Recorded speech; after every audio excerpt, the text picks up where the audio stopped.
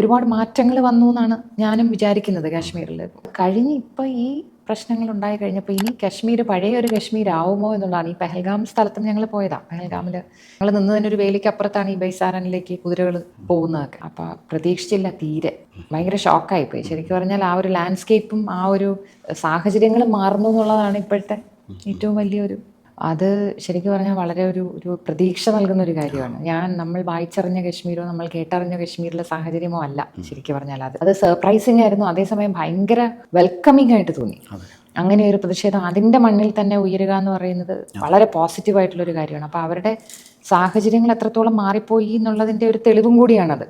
അത് സാഹചര്യങ്ങൾ മാറി, അതിനെ അവർ അക്സെപ്റ്റ് ചെയ്യുന്നു, ഒരു ജീവിത നിലവാരം മെച്ചപ്പെട്ടു, ടൂറിസം എത്രമാത്രം അവർക്ക് ഗുണം ചെയ്യുന്നു എന്ന് അവർക്ക് മനസ്സിലായി, അവർ അക്സെപ്റ്റ് ചെയ്യാൻ നമ്മളുടെ ഒരു ഭാഗമാകാൻ തയ്യാറാകുന്നു എന്നുള്ള ആ ഒരു പോസിറ്റീവ് ആറ്റിറ്റ്യൂഡ് തന്നെയാണ്. പക്ഷേ ഈ ഒരു പ്രതിഷേധം അത് ആദ്യമായിട്ടാണ് ശരിക്കും പറഞ്ഞാൽ, കശ്മീരിൻ്റെ മണ്ണിൽ ആദ്യമായിട്ടാണെന്ന് എനിക്ക് തോന്നുന്നു. ഞാൻ മുമ്പ് അങ്ങനെ കേട്ടിട്ടില്ല. അത് ഭയങ്കര ഒരു പോസിറ്റീവ് നോട്ടാണ് ശരിക്കും പറഞ്ഞാൽ, ഒരു അച്ചീവ്മെന്റ് തന്നെയാണ്. ലാൽ ചൗക്കിലേക്കൊക്കെ മുമ്പ് ത്രിവർണ്ണ പതാക ഉയർത്തരുത് എന്നൊക്കെ പറഞ്ഞിട്ടുള്ള പ്രതിഷേധങ്ങൾ നമ്മൾ കേട്ടിട്ടുണ്ട്. അപ്പം അതിൽ നിന്നൊക്കെ മാറി വരുന്നു എന്ന് പറഞ്ഞു. ലാൽ ചൗക്കിലും ഉണ്ടായിരുന്നു ഇത്തവണ പ്രതിഷേധം. അതൊക്കെയാണ് ശരിക്കും പോസിറ്റീവ് നോട്ടാണ്.